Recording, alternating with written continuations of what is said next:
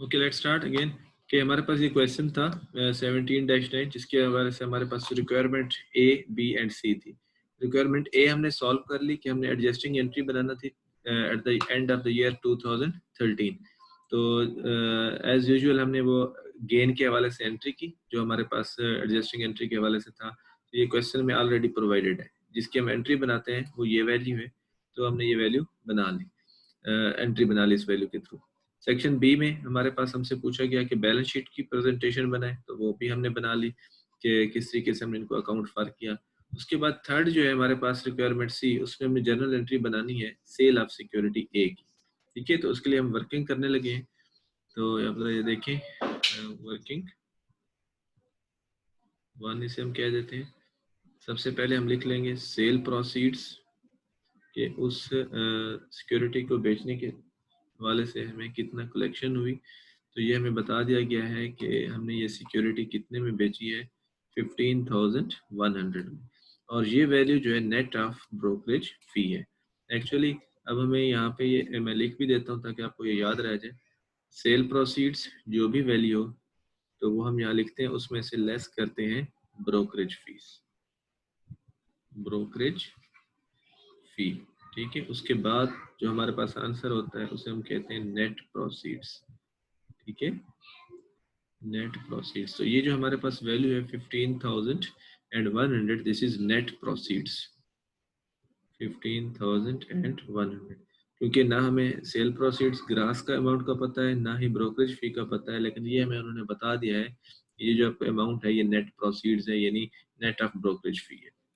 तो यहाँ से हमने इसको कंपेयर करना है कास्ट ऑफ सिक्योरिटी ए, जो कास्ट थी सिक्योरिटी ए की वो हमारे पास कितना थी। ठीक है, तो वो हम देख लेते हैं अभी कि कास्ट जो है हमारे पास सिक्योरिटी ए की कितना है, 17,500। ठीक है, 17,500।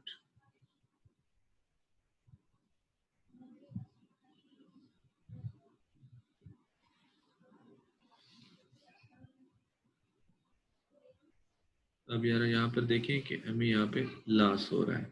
क्यों? क्योंकि जो हमारे सेल प्रोसीड्स हैं वो कम है as compare to cost of security A.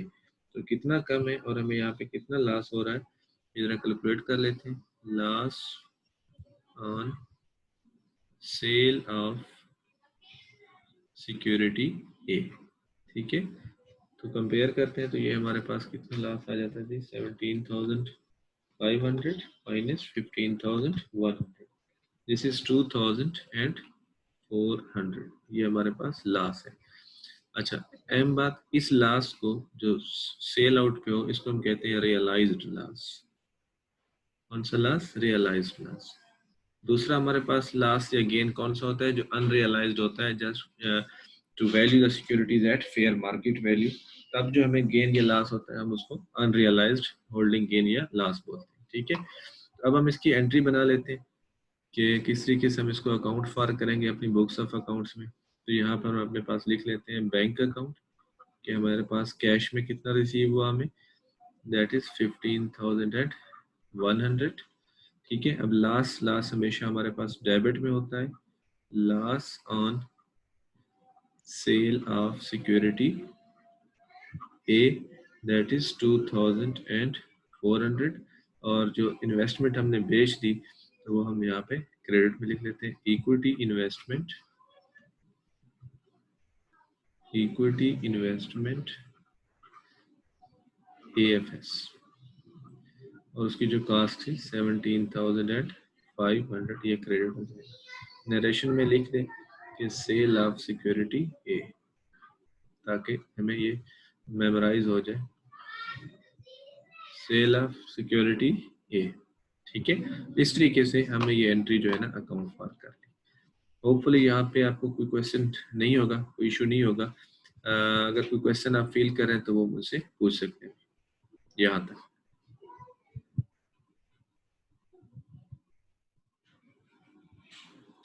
Okay, तो आगे चलते हैं। यहाँ पर वैसे ये क्वेश्चन 9 हमारा जो है एंड हो रहा है, लेकिन जो क्वेश्चन 10 है वो बेसिकली क्वेश्चन नंबर 9 की ही कंटिन्यूटी है। ठीक है, तो देखिए अब यहाँ पे Assume the same information as exercise 17-9 and that Steffi Graf Incorporation reports net income in 2013 of 120,000 and net income in 2014 of 140,000. Total holding gains including any realized holding gain or loss totaled 40,000. Prepare a statement of comprehensive income for 2013 starting with net income. ठीक है, अब जरा यहाँ पे आप देखिए कि हम किस तरीके से इस तरह की इंफॉर्मेशन को अकाउंट फॉर करेंगे। ये बेसिकली अब हमारे पास एक्सरसाइज तो 10 ही है, लेकिन ये एग्जाम में अगर ये इस तरह के क्वेश्चन आ गए तो वो एक ही बना के देते हैं क्योंकि रेलिवेंट इंफॉर्मेशन है। अच्छा जी, अब यहाँ पर हम देखते हैं जी किस तरीके से हमें इसको स्टार्ट करना है। सबसे पहले नेम ऑफ द कंपनी आ जाएगा, स्टेफी ग्राफ, जिस तरह company Steffi Graf incorporation, statement of comprehensive income, statement of comprehensive income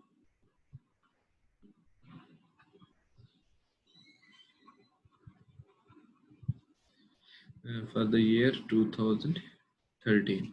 ठीक है जी, तो उन्होंने कहा है कि इसको जब स्टार्ट करना है तो आपने नेट इनकम से करना है। ठीक है, तो लेकिन ये आपको खुद से पता होना चाहिए कि नेट इनकम को हम कैसे कैलकुलेट करते हैं। ठीक है, नेट इनकम बेसिकली सेल से हमारी स्टेटमेंट स्टार्ट होगी और अनटिल एंड अनलेस वो कहाँ पे एंड होगी, नेट इनकम पे होगी।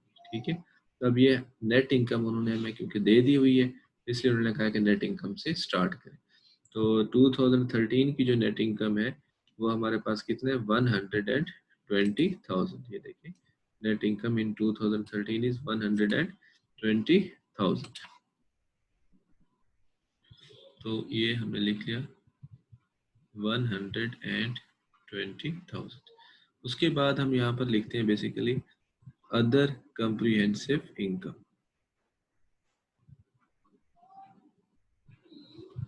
Other comprehensive income. ठीक है, तो अदर कॉम्प्रिहेंसिव इनकम जो है वो हमारे पास कौन सी वैल्यू, ठीक है,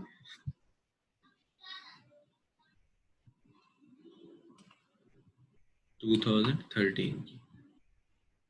तो देखिए 2013 के अंदर हमारे पास ये एंट्री हो रही है अनरियलाइज्ड होल्डिंग गेन या लॉस इक्विटी क्रेडिट। तो ये बेसिकली क्या है, हमारे पास इनकम की एंट्री है, यानी अदर कॉम्प्रिहेंसिव इनकम का आइटम है।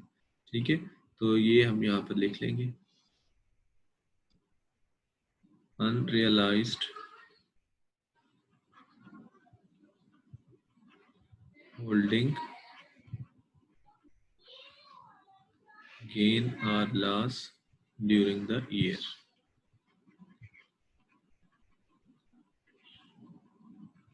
That is, तो यहाँ पर हमारे पास जो अमाउंट थी 1100।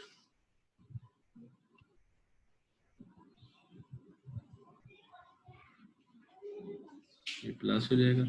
अब हमारे पास जो आंसर आएगा उसको हम कहेंगे total comprehensive income, that is 121,100।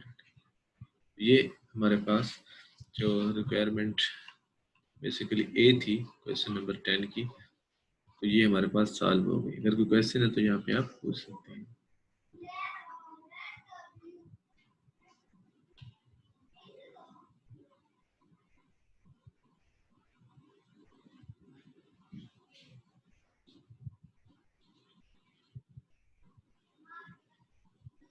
ठीक है, कंटिन्यू करें हम फिर इसको। चले, अब उन्होंने हमसे पूछा है कि आप prepare statement of comprehensive income for 2014 starting with net income. ठीक है, तो अब हम इसे स्टार्ट करते हैं, इसको सॉल्व करते हैं।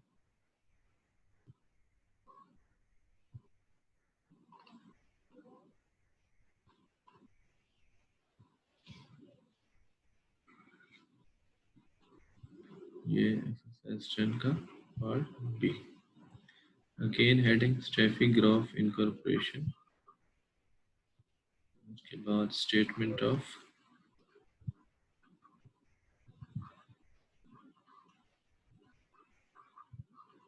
comprehensive income for the year 2014।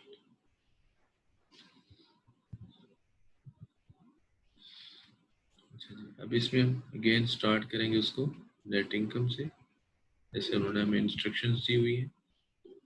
तो जो नेट इनकम है उसमें हमारे पास अमाउंट दी है 140,000। ठीक है, उसके बाद हम यहाँ लिखते हैं अदर कम्प्रीहेंसिव इनकम। ठीक है, अच्छा अब यहाँ पे उन्होंने हमें एक इंफॉर्मेशन दे दी है कि जो टोटल होल्डिंग गेन है including any realised holding gain और लॉस टोटल 40,000। तो यहाँ पे हम लिखेंगे इसको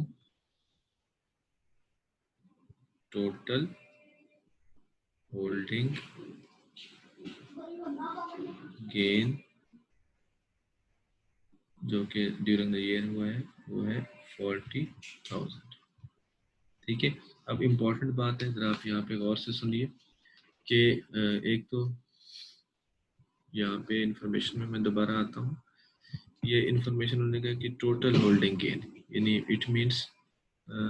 इट मीन्स अनरियलाइज्ड और रियलाइज्ड दोनों की बात हो रही है, अनरियलाइज्ड भी और रियलाइज्ड भी। ये जो 40,000 है ये वाला, ये हमारे पास कॉम्बिनेशन है रियलाइज्ड एंड अनरियलाइज्ड गेन का। अब आपको पता होना चाहिए कि ये जो रियलाइज्ड गेन है इसकी अकाउंटिंग ट्रीटमेंट क्या होती है।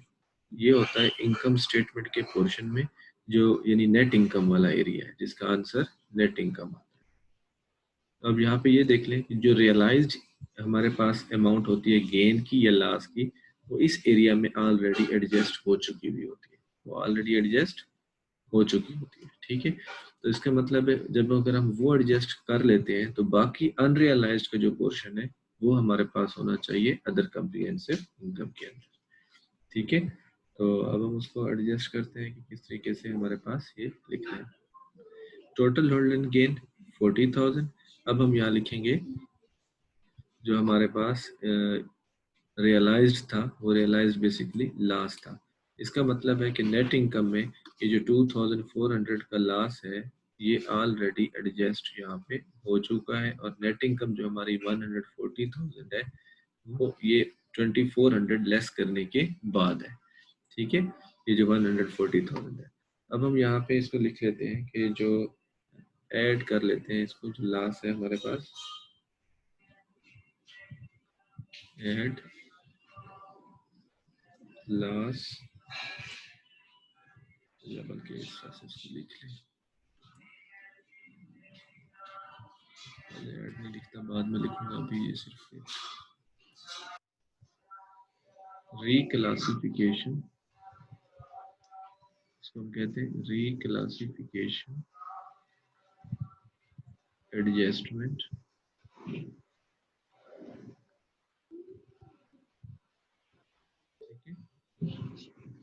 ड्यू टू रियलाइज्ड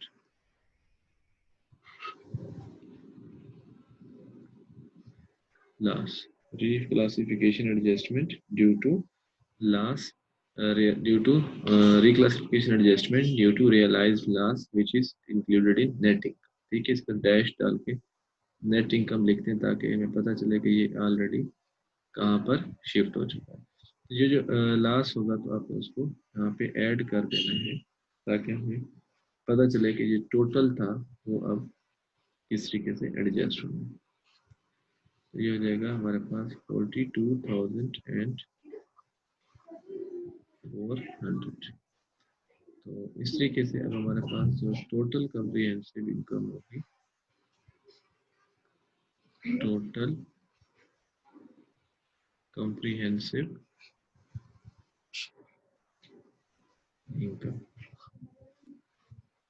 ये हो जाएगी हमारे पास। चलो इसको टोटल करते हैं, 1,40,000 plus 42,000 and 1,82,400।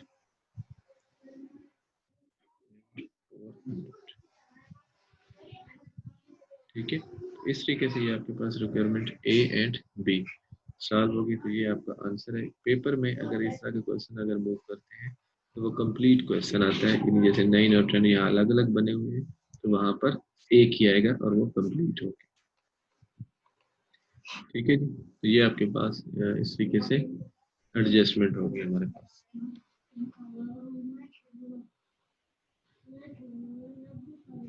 Yes please. Sir ये जो आपने रिक्लासिफिकेशन एडजस्टमेंट की है 24,000 की, है हमारे पास पीछे लॉस आ रहा था तो हमने इसको ऐड करके यहाँ पर डाल दिया है। ठीक है। तो अगर यहाँ पर प्रॉफिट आ रहा होता तो फिर हम इसको माइनस करते। हाँ जी, फिर इसको मैनेज करते ताकि डबल ना हो। ठीक है। ठीक है। अच्छा, अभी ये यहाँ पर ये क्वेश्चन क्योंकि कंप्लीट हो गया है, तो अगर हमने नया क्वेश्चन करना है तो मैं दोबारा से एक और मीटिंग कॉल करता हूँ क्योंकि फिर टाइम के हिसाब से कंप्लीशन नहीं होगा।